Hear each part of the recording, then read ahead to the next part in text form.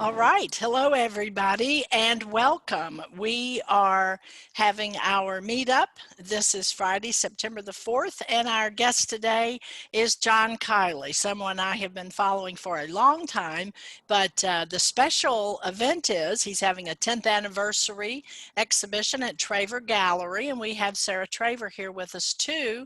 And we are going to see a preview of that exhibit, which opens October the 1st. So you guys may take it away. Thank you, Marilee. Thanks for having us today. We're really happy to be here at John's studio with you all. And John, can you tell us a little bit about where we are? Because we're outside right now. It's probably a little bit loud. Yeah, hi guys. I'm John Kiley. Welcome to my studio here in Seattle, Washington, the Ballard neighborhood of Seattle, more specifically. Deb can kind of pan around and show you sort of where the studio is. It's in kind of a neighborhood commercial district. We're not highlighted here, and you know, we got a tattoo parlor across the street. We've got a coffee shop right next door here, which is very useful in Seattle. A little development project going on, and it's a fantastically beautiful day here in Seattle, which is you know, pretty common this time of year. Despite Seattle's reputation, the summers here are pretty nice. Did we get exactly 2 months of sun? Yeah, but pretty solid. So this is the studio. You can see it's, you know, it's a kind of a funky old building. It was built in the 1920s. It's been, before I took it over, it was a confectionery of some sort its entire life. So they made cookies and candy, popcorn balls. I've been in here, gosh, 8 years, I think. And when we got the building, it was literally returning to the earth. I like to say it was in good shape, except for the foundation, the roof, the electrical, the plumbing, the glass, the sewer. The ceiling was caving in. But we've managed to make it into a functional studio, so come on in.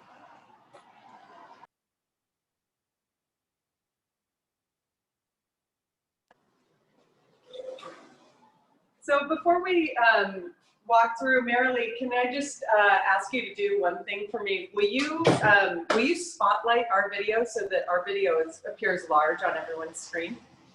You know, I would do that, but I have absolutely no clue how to do that. So if you press the 3 ellipses in the upper right-hand corner of, I think, our video, there should be an option to spotlight. I don't have 3 ellipses, and I don't see anything that allows me to do that. Okay, well, that it? No problem. Does that work? It's on the full screen now. I think Sarah and Marilee, if everybody just hits speaker view, it will do what you're talking about, Sarah. Exactly. Just hit speaker view. Well, I have a full screen, so I mean, I've got it on full screen, and from my recording, it says the spotlight video feature should come up. So. Okay. Well, whoever just spoke is right. If everybody just puts it on speaker view, it'll appear large while we're speaking. Right.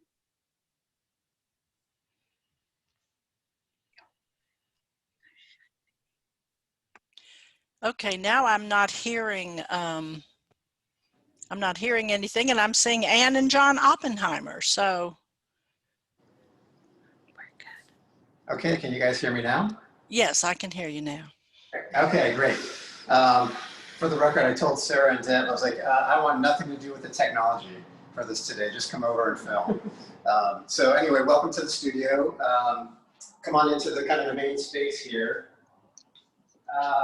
So the studio is kind of divided into 3 or 4 separate areas here, 4 being the anti-room, which we'll walk through. But this is kind of the main studio space here. This is where fabrication happens of some of these new pieces that I'm doing. Fractographs are typically deconstructed and reconstructed in here. If we're working on blown work, it's a space to look at the work and decide kind of how it's going to be cut.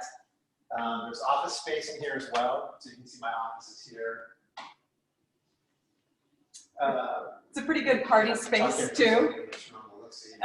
So when I first visited this studio with John, it was before he started construction on it, and quite literally there were like trees growing in the space. This was all kind of broken down, rain was coming through, and you could see, and you can still see on the floor in places where all of the old ovens were for the confectionery setup. So we left it a little bit rough, but kind of put some you know, I like the exposed rafters. So when we redid the roof, we put insulation under the rafters. And my in-laws are architects, interior designers. So they were able to help us kind of lay out the space and choose some of the things. Like the wood on the wall, for instance, it's just cheap spruce. You buy it by the pallet and you pick the ones that are straight enough to put up on here and sand them and finish them. But it's, you know, just kind of a nice Northwest feel. You can see over on the wall there, I've got a piece by Jeremy Burtz, who coincidentally, Jen and Jeremy are also going to be showing at Traver this October. This is called The Look-See for obvious reasons. It was the title for their Museum of Glass show. And this is known as the Unauthorized Purchase in my household. I had a show at Traver before Jen and Jeremy had this piece on display, and was fortunate enough to sell a few pieces. So I took a substantial amount of the proceeds and bought this piece of art without talking to my wife about it first. Anyway, now she has an unauthorized purchase due to her, apparently. Fair is fair. So another interesting thing is this right here. A couple of years ago, we did a series of work in a documentary in an abandoned glass factory in Fort Smith, Arkansas. And I believe the Traver Gallery has a link on their website to the video. A factory that was built in the 1900s, early 1900s, and was in operation until right around 2000 or so, and then was abandoned. So we went to this abandoned factory and brought blocks to make, was it 11 fractographs? I think it was 11, yeah. 11 fractographs in site. We built a furnace with found materials on site and used remnant glass that we also found discarded in the factory to break these new materials and kind of capture the essence and that time and place as a record and glass. So I'll talk a bit about the fractographs here in a second. But this is a section of a 10,000 pound glass melting furnace. So this held 5 tons of molten glass, and the workers would go through about that much glass in a day. At their peak, they made over 3,000 pieces of handmade glass per day. After the factory was abandoned, salvage companies came in and took the steel superstructure off the sides of the furnace, and it just crumbled in place, all the bricks and the refractory material. This particularly beautiful example was in a corner of the factory, and we had it put on a truck and shipped out, built the space for it, and it was in the center of the gallery, along with the documentary and the pieces from the Radiant exhibit. So, John, can you talk a little bit about how, I mean, that was a pretty substantial project that you did. How did you, and it was directly related to the Fractograph series that you've been working on. Can you talk a little bit about how, you kind of came to know about that factory and sort of your history with glass, and then also kind of how that connects to the fractographs that you've been doing? Yes, I'm going to turn this off real quick because it's a little noisy.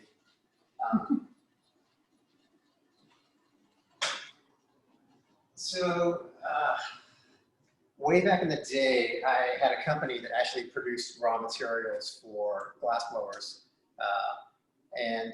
Simultaneously, I was working in a lighting factory. And I met this gentleman by the name of Michael Chrisman, who was producing some of this lighting off-site at his factory in Arkansas. And he invited me to come out to the factory and work with their glass blowers and show them some kind of decorative techniques that he thought maybe they could use and their work. So that's kind of how I came to know about the factory. We looked at actually moving our operation out there, and about the same time they went out of business, so did we with that business venture. So our equipment was sitting in mothballs there. Fast forward a decade, I was out visiting a friend who happened to live in Arkansas, and I looked up Mike Chrisman and went and saw that the factory there was totally abandoned, and approached him about doing this project. At that point, I've been working on the fractographs. There's a couple of them over here that we can look at for a couple of years. And really, the fractographs, very difficult to see. the fractographs were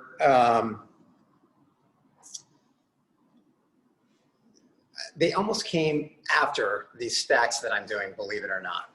So originally, this new work that you're going to have a little bit of a preview of today, these polished blocks I had fabricated thinking that I'd do something perhaps architectural with them. At the same time, I was kind of trying to come up with ways to capture energy and motion in 3 dimensions. You know, if you think along the lines of abstract expressionists, Jackson Pollock, you know, is the most famous one that comes to mind. Or what you're looking at on the canvas is you're capturing a record of his motion, this energy, this time, this place, in 2 dimensions, but how could you do that in 3 dimensions? I was open to different materials, different processes, and when these pieces arrived, initially I had 10 clear ones made, not inexpensive. I said, this is it. I got to break these. The idea was to have a brand new 10-pound sledgehammer for each one, and you have 1 hit, and whatever happens, happens. So I film it in slow motion, and then pick up all of the pieces and reconstruct them. So a bit about glass: when it cools down, the molecules are all arranged in random patterns. Essentially, what a break in a brittle material is a tear at the atomic level. Because the atomic patterns in glass are random, the break patterns are always random. The Department of Justice years ago commissioned a study where they tried to reproduce breaks in plate glass because they wanted to reconstruct crime scenes. And they found that even in the lab, they could not reproduce the same break in glass twice. So essentially, each one of these is a fingerprint. It's an indelible record of time and place and energy. Glass cracks propagate through this particular type of glass. This is borosilicate crown glass, between 9 and 11,000 miles per hour. So it's not instant, but you know, pretty darn close to instant how those fractures happen. So fast forward to Arkansas, I've been doing a series of these, first with sledgehammers. Then I had another exhibition at Traver Gallery where I took molten glass and poured it onto the surface of these polished blocks. It would explode violently from thermal shock, and then put those back together. The molten glass was really about wanting to take my physical energy out of the deconstruction process. I thought of it more as like a little bit of an abstract drawing onto the surface of the block, and then it would explode. So I'm gonna back up just a little bit here and talk about this first Fractograph exhibition, because there's a piece here that's on the table that was originally slated for the Fractograph exhibition. I'd spent about 18 months making a body of work, much of which was becoming more and more deconstructed. There's another example. I'll just have Deb come over with me while I talk in the cabinet here. This was another piece that was never shown that was slated for that exhibition. And a few months before the show was ready to open, you know, the catalog had started production. I'd made some of these fractographs, and I had a meeting with Sarah, and I said, hey, Sarah, what do you think about the idea of doing something totally different and showing these new pieces alongside some of the blown work? And she was like, yeah, let's have a go of it. Great, totally. I you know, couldn't reconcile the idea of showing the two bodies of work concurrently. So it came back to her again, and I said, hey, I'm gonna pull all the work, the blown work from the show, and I'm gonna do nothing but show 8 of these fractographs. And she said, let's do it. I'm all in, 100%. And that really speaks to this relationship that I have with Traver Gallery and how fantastic they are about supporting artists. So thank you for that. Kudos for that. Yeah. It was a little bit of a controversial show here, particularly in the Seattle glass community, where, you know, glass blowing, et cetera. I was a team member of Lino Talley Pages for 16 years. So it's technique, glass blowing. So to kind of show something that related nothing to that, created a bit of a stir, I think, amongst my colleagues. Interestingly enough, Dante Marioni, who you guys all know, was the most supportive person in the community for this body of work. He comes from a family of artists. His Uncle Joe is a famous New York minimalist painter. He's got Uncle Tom, who's a famous conceptual artist, and of course his dad, who works with glass. Dante was like, Kiley, you know, we went and had a beer, and I told him what I was doing, and the next morning he left me this sweet voicemail. He said, Kiley, I'm proud of your risk-taking ass. Go for it. So, can you talk a little bit? I mean, so you're an artist who I think really has taken a lot of leaps in your career and in the work that you're doing. I think that there's some clear connection points between all of the series that you have worked on, but there's also these huge departures from doing the work that's behind you right now, these more sort of classic, blown, spherical forms that really use color and, you know, are very sculptural, to doing the fractographs, and now to doing these very architectural, monumental, stacked pieces. Can you talk about like what the sort of, what that experience of making those changes is like? I mean, that's got to be terrifying on some level. yeah, so, you know, to that point, I blow very little glass anymore. I've done a little bit of collaborative work with my friend Dante over the past couple of years, for fun, you know, pretty much. We have things that go well together. I never really wanted to be a glass blower, oddly enough. Although I started blowing glass right out of high school, I wanted to be a sculptor from the time I was pretty young.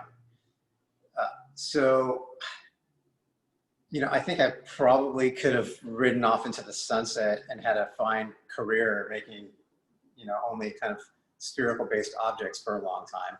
There's some meaning in those objects for me that I can talk about a little bit. We'll do a little quick PowerPoint about that. But I get bored as part of it, and I have new things I want to say, and I have things I want to explore primarily. Boredom's, you know, a minor part of it, I would say, because I'm fortunate to make work as an artist. There's never a dull day in the studio, but really it's important for me to push myself kind of conceptually, mentally. And I think if you're an artist who works with glass, you also should push the material.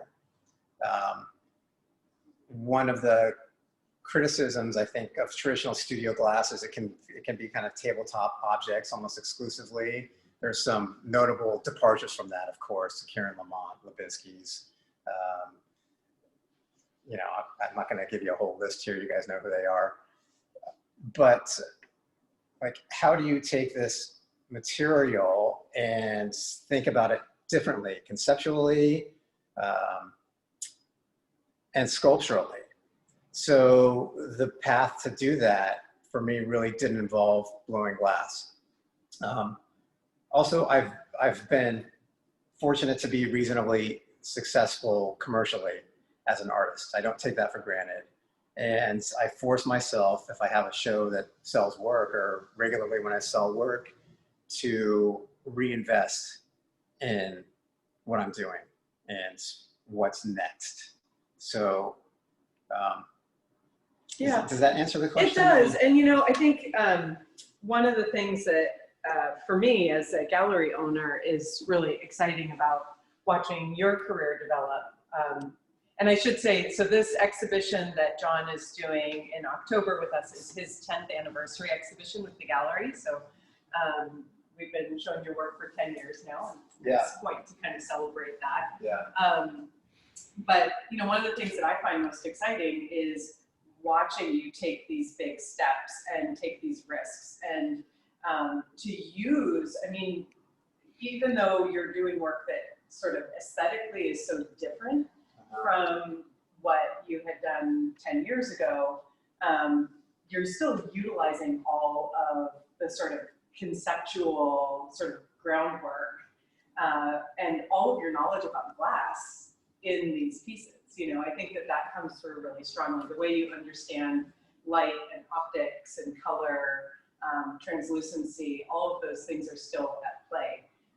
And maybe we can actually take a quick look at some of these stack pieces now, Deb, because I think it's, so these are pieces that are actually, these are the brand new works, and we're going to have, how many of these There's total? gonna be 6 of them. 6 of them in the gallery in October, so they're large scale. Just for scale, I'm 6'1", so this gives you an idea of the scale.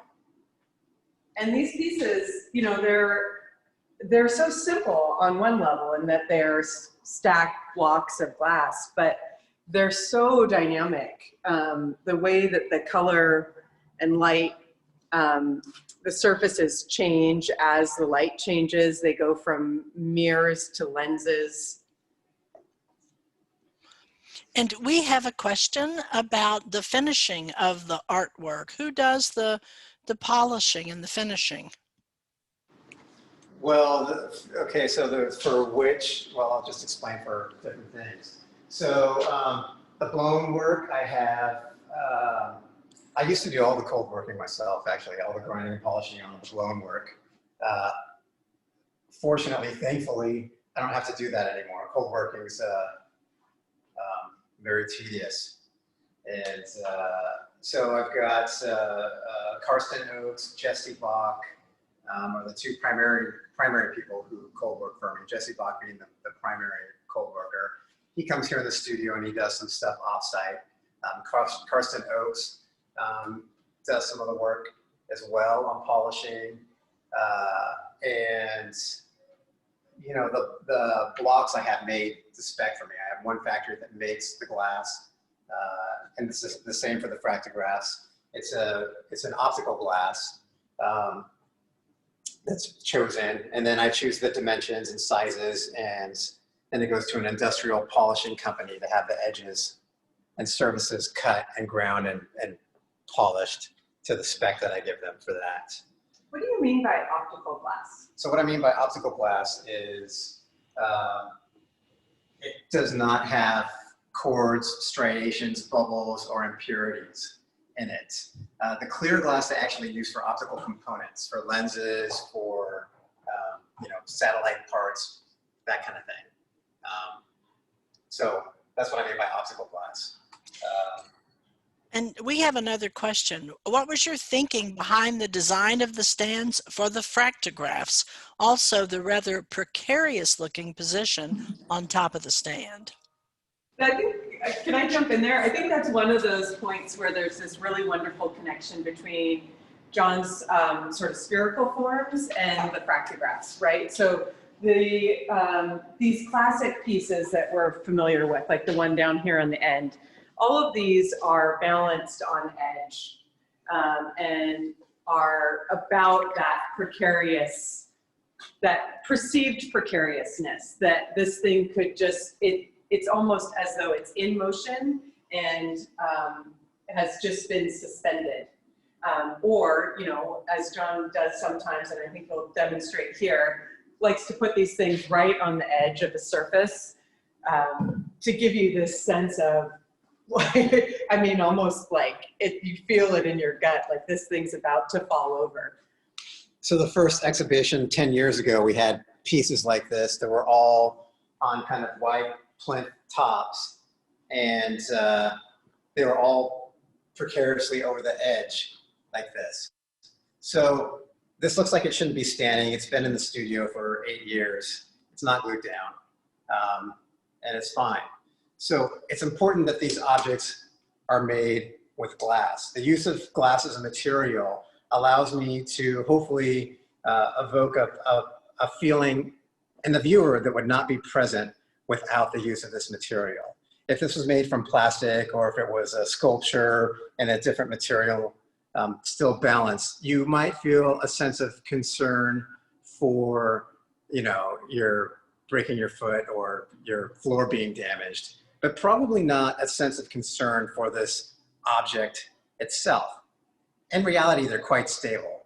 They look precarious. So what I'm asking you to do is reconcile your own feelings with that sense of precariousness.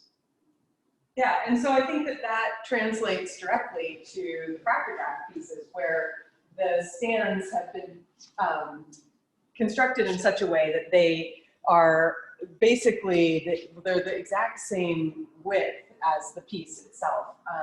And so, you know, there's this feeling of like, if you bumped into this thing could just topple. And again, here John is playing with that sense of balance, pulling the piece off the edge of the stand. And I think, you know, as more information becomes available on this upcoming exhibition, you'll see that my personal history plays into all of this too, like my kind of life experiences and the architecture that I grew up in.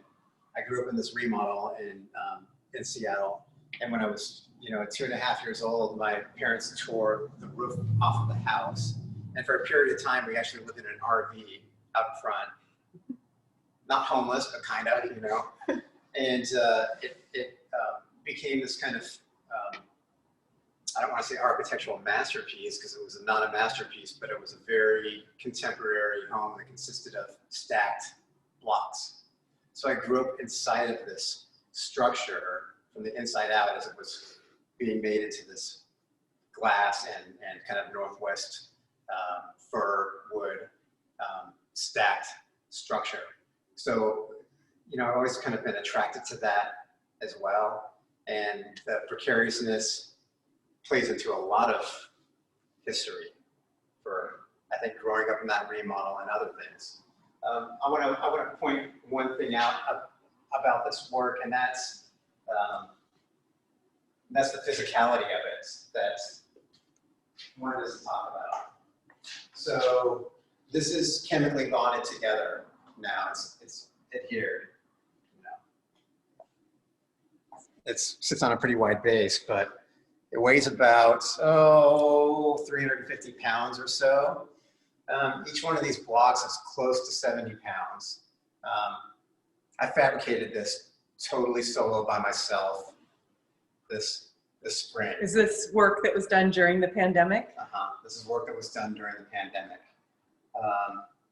So you can imagine taking a pretty large investment in material, and then I have to physically lift them up and stack them for the mock-up, balancing them, and then adhere them myself. So it's quite the physicality of that and the process of doing that, I think, is also kind of important behind the work. Quite minimalist. The actual physical act of making these is anything but. It's pretty intense. I would say that technically this body of work has been the most challenging body of work that I've that I've made. Far more challenging than the blown glass work, far more challenging than basic cold working. Getting these fabricated has been quite a feat. What is it, what are some of the things that what are some of the challenges that you're encountering? Well, I'm kind of a perfectionist. So having the adhesive go on right is a very, very challenging process. It's an incredibly strong adhesive. It's, I think, good for, I don't know, 8,500 PSI shear, something like that. And John, Anyway. we had a question about what kind of adhesive. It's a two-part epoxy. One of the things, I'll just say, that people ask about this all the time, about the adhesive that you use and how come you can't see it. It's pretty amazing. It's completely clear. Yeah. And in fact, where the glue is, it actually makes the kind of seams between the pieces or between the cracks and the pieces disappear. Yeah, so I chose the adhesive not just for strength, but because it creates an optical effect where it looks like the pieces were joined together hot. It has the same look as if you were joining sections of glass together seamlessly or fusing them. It creates that same effect. And interestingly, you know, I get a lot of questions about process, particularly on the fractographs, and I talk very little about it. That work was also an attempt to reframe the conversation about my work from just how to why. I've had so many conversations about how over the course of my career, and those are fine conversations to have, but the why is more important. So with the fractographs, Jillian has some videos on the website that you guys can look up. There's links to it. Maybe we'll show a little clip at some point. There's a pile of broken glass on the floor. There's no mystery. You got to pick it up and put it back together. And we have another question. I'm not sure. Are the blue or the gold pieces attached to the white base or loose?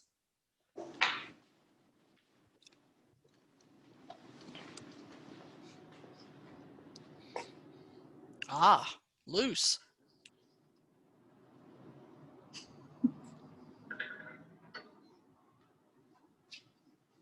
They're loose. So why don't we kind of finish the studio tour here, and then we'll get into a couple other things. Okay, so main room. This is the anti-room. Apparently, architecturally, according to my father-in-law, has, you know, and my wife too, they were really kind of into the anti-room. I just wanted a big cold shop. But it's lovely. It creates this nice transition between spaces. And then here is the cold shop, which is, you know, kind of in a mess right now. So let's go in here.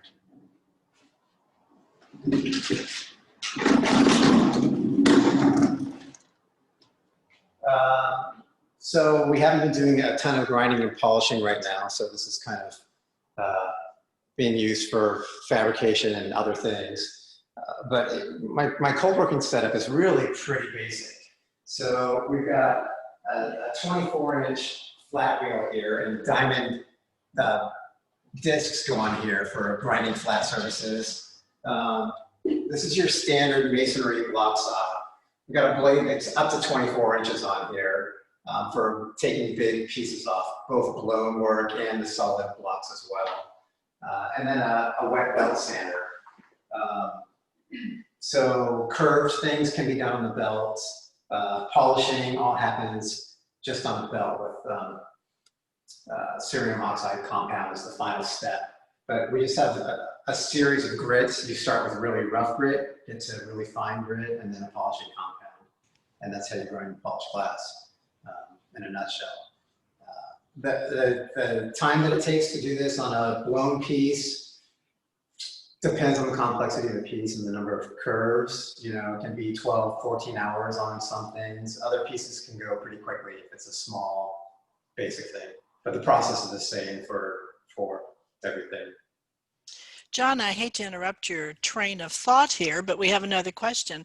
You made the statement that this body of work was the most challenging. In what ways is it more challenging than your previous work? Okay, well, let's continue on to the next phase.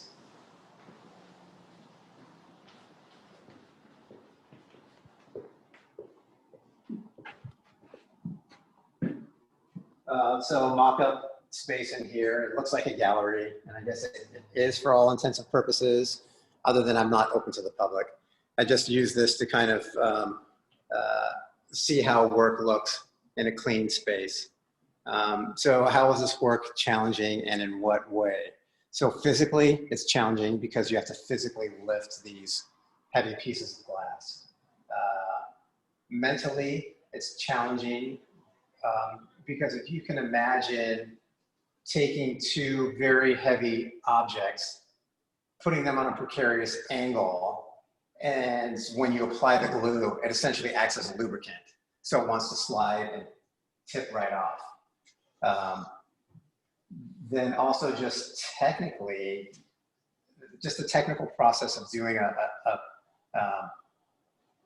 a joint with the epoxy it's just a lot of things can go wrong. I can make you a list of 15 things that go wrong, and they all usually do.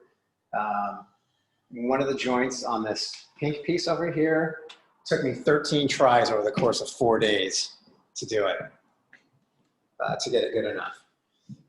You'll see the stands here. Right now, they're bolted down to pieces of wood, but in the gallery, they'll just float on the floor. They'll be secured with some screws into the floor, but you won't see any base plates here. I think also challenging for me mentally, because this is kind of my wheelhouse. Like, I'm kind of coming into it now at this point in my career. Larger objects, not a lot of excess information.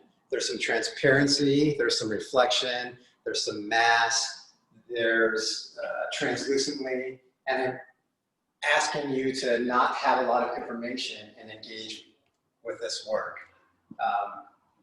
My personal history on why I make this work is relevant, yet not, because the viewer's not going to know that. So I'm asking you, without this information, to kind of engage. You know, there's all of the classic stuff from the California Light and Space movement that I think applies to this work, which is, you know, the division of and definition of space, using the material for what it just does naturally and letting it be that. You know, coming from a background as a glassblower where you're taught about technique and process and adding, you know, glassblowing is a process of addition. This is an opposite process, it's reductive. So, yeah, this piece here, kind of devil show here, demonstrates this kind of division of color, if you can capture it, where you can see how the color in the middle there actually changes, which again relates to this choice of adhesive. This is not the only clear, transparent adhesive that works for this glass. I choose one that is used primarily in the fiber optic industry. There's a couple of reasons behind that.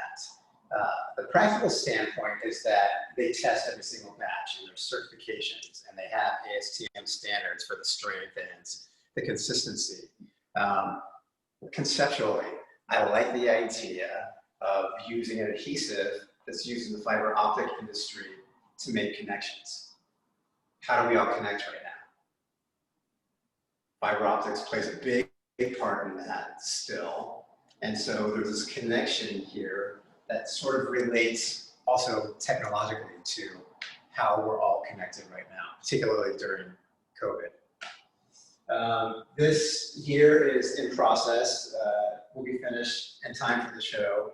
This is kind of a preview here. The stand is going to be a little bit different, but instead of stacking the work, I decided to just let the blocks be on its own. And this is a little bit of a departure from even where I started with stacking and adhering work. And I think in this, you'll probably see some relation to the overlapping color that I do and that I'm known for in my blown work. It's really amazing how many, just by layering these pieces in space, how many different colors you see through them.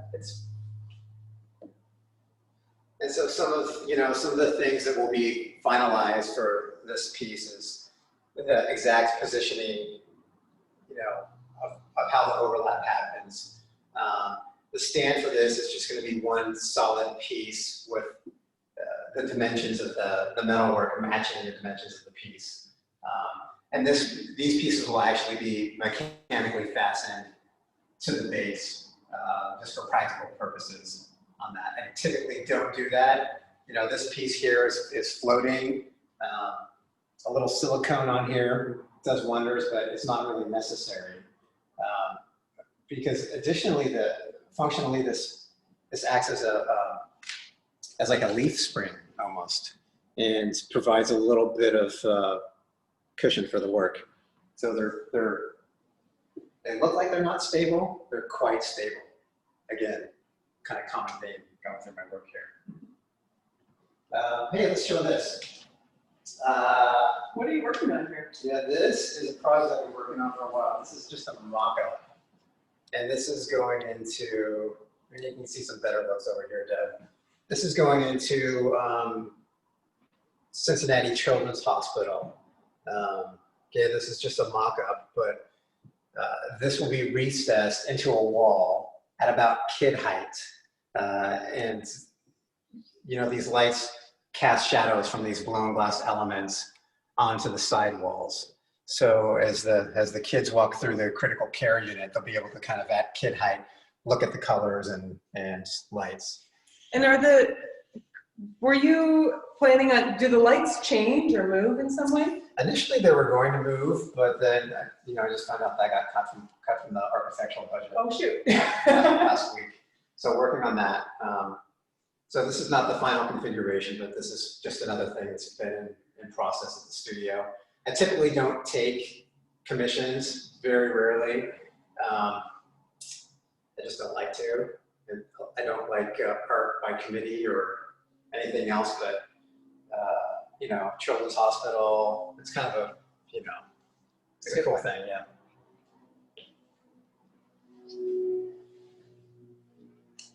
Okay, let's go back into the main space here. John, we have a question. Can the adhesive and the optical glass be placed outside? Yes, it can. Yeah. I actually have a test that's been living outside, and yeah, it's good. Yeah, I mean, I think you'd probably want to avoid putting it somewhere where a lawnmower could kick up a rock. Yeah. But beyond that, yeah. It can absolutely, I mean, we see Dale's work outside all the time, right? Those garden installations, and glass is, and we use it architecturally outside all the time. And again, another choice for adhesive, fiber optic industry, there's elements, there's things that it's tested for all these things. UV resistance in particular. If you heat it above 300 degrees, the structure is not as good temporarily, but you're going to have bigger problems if you're outside of 300 degrees. Absolutely. Yeah. What else do you have going on in the studio? Well, I thought maybe we could do, we got a little time. What time is it? How are we doing on time, Marilee? It is 1:45. Okay. So let's just look at some of the pieces that are around the studio, and we can talk about them a little bit. Pick a few things out. This is one of my favorite pieces that you've ever done, I think, and it's particularly large. Was this a piece that was done, this was one of the ones that was done during a residency at the Museum of Glass in Tacoma, is that right? Yeah, we had really spectacular glass one day in a giant team, and this was years ago now. And so I made like a few of these giant things. One of them is going to be part of the American Studio Glass show at Costanzo del Vetro in Venice. It's opening right now. And this is pretty, I mean, this is like 18 inches tall, 18 inches in diameter, which is about as big as it gets for my work. It's huge.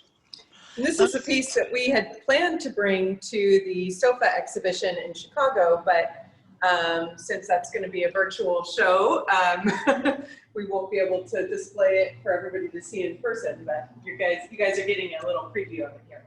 Good. I have a question, John.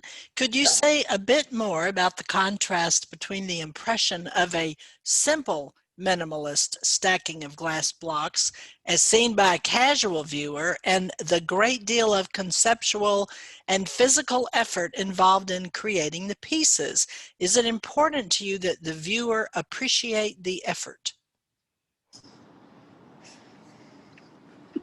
I don't know why I'm making that face.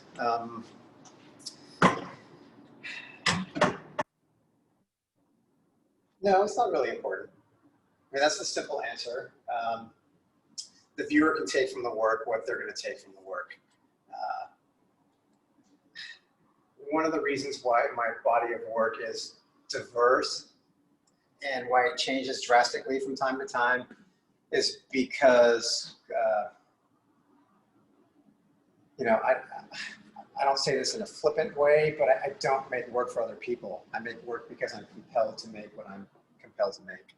I make work because that's what I do. That's what I get up in the morning wanting to do, what I'm supposed to be doing, what I've known I'm supposed to be doing from the time I'm a kid. So I come in and I make stuff. I make stuff that has meaning for me. Oftentimes at the time, it doesn't have meaning. I have to go back and deconstruct why I'm doing these things repetitively for myself, why I'm attracted aesthetically to these things, why I'm attracted physically to these things, but I'm not really doing it for the viewer. If I can connect with them through that, that makes me happy. Like, it's all about connection on some level. All of my work is about connection on some level. And if I can connect with them on any level, you know, if they relate to it because it's beautiful, if they relate to it because of the material, if they relate to it because of the process. I had a guy one time who worked in the adhesives industry who related to it because the fractographs, because of that. I had a scientist who was a fractographer relate to a fractograph because he understood the science behind the breaking of brittle materials. To me, that's what the work is about. If you strip everything else away conceptually, is connected. So if the viewer can do that, then cool. If they want to dig a little deeper, I love that. Like, let's get into it. Let's talk about the nitty-gritty. Yeah, and I mean, I can speak a little bit to that as well, just living with the work in the gallery and seeing how folks interact with it and how they experience it. And I would say that I think across the board, your work serves as like an entry point for discovery. And people come to it and have all sorts of different moments of discovery, whether it is the sort of physicality of the fractographs and or the stacked pieces, or understanding glass for its optical qualities because of these pieces, you know, or that sense of like the visceral experience of these pieces being balanced precariously on edge. You know, I think that is your work sparks conversation, it sparks contemplation, and it almost universally causes people to have an experience with the sculpture, which to me is what makes work successful, right? I mean, that's what you want in art, is that you can come to it and have this sort of evolution of discovery. So one of the things I'm excited about with this exhibition coming up in October is It's the first, we showed a couple of these at the Seattle Art Fair a year ago, but this is the first exhibition of this body of work I've been working on for almost 2 years, coming up on 2 years now, a year and a half at least. So seeing it in this space is not really how it's meant to be seen in a way. The outside room at Traver Gallery right now is one big room. So there's going to be a lot of light, a lot of space for the work to breathe, and we're not going to have a lot of work around.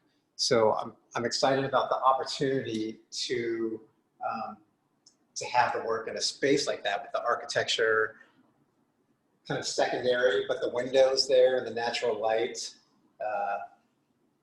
I think is going to be it's going to take on a whole different look to it.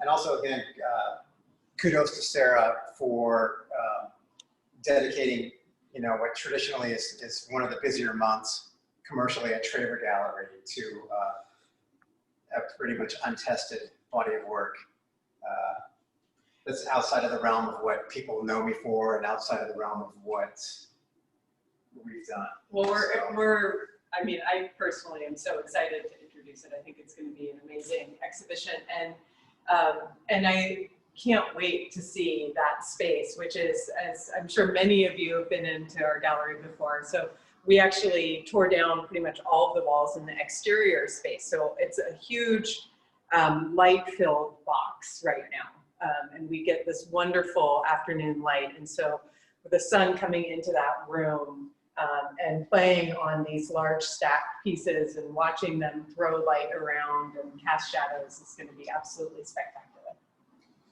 So 10th anniversary of showing with Traver Gallery, also 10th anniversary of my first solo exhibition, which was at Traver Gallery. I started blowing glass in 1991. So you do the math on that. Like, what took so long, right? What took so long? Well, I was very fortunate to work with a number of prominent glass blowers. I started at a little place called the Glass Eye Studio in Seattle. Shortly thereafter, I went to work on Dale Chihuly's team and traveled around for the Chihuly over Venice thing. I was one of the gaffers for that. And I was a principal assistant of Lino Tagliapietro for 16 years. And I also worked with Dante for a handful of years in the late 90s as well.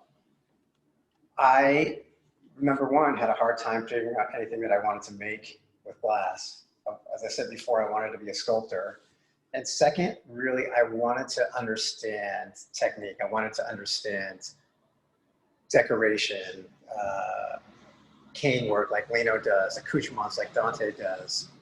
Knowing that I was interested in making more minimal things, because it's important what I'm not saying.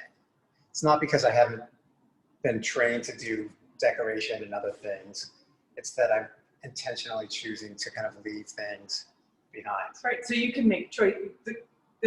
What's implied in that is that the reason this work is as simple as it is because you've chosen to make it as simple as it is. You know exactly what you're going for, you know, and in fact, simple is, it appears simple, but it's not. Like, to do that in Como and to not have little bubbles trapped everywhere, to have the glass be as perfect as it is in fact incredibly technical. And the Museum of Glass will tell you that there is, I guess I learned the other day, I have a reputation down there. I've worked down there a number of times, and they say I am the pickiest person, bar none, for glass quality. I believe that. Yeah, it's a personal flaw, I think. So I would call it a personal positive attribute because it certainly shows up in your work. or doesn't show up. We know. Exactly. Yeah, I mean, I would love to just express to all of you how important I think John's work is when we think about glass in particular, and how studio glass is evolving, and what it represents for an artist to, you know, go from Lino's team and Chihuly's team to becoming an artist who's making work independently and sustaining a career because of collectors like you all supporting the work. Absolutely.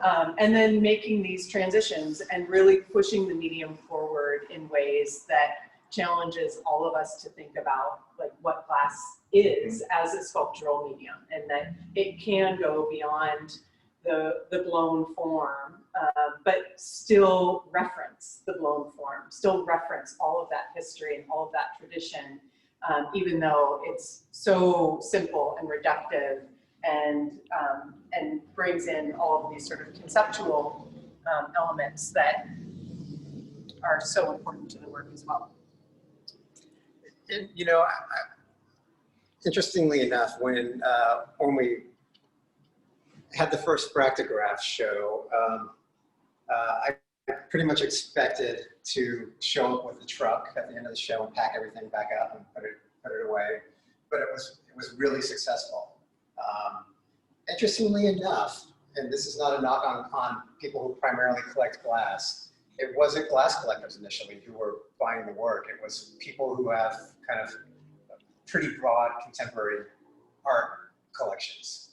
Glass collectors as well, but it was interesting to see that there was a little bit of a different, you know, broader audience than kind of the world that we all, myself included in this, all kind of our world. So that was exciting to see. Yeah, as well.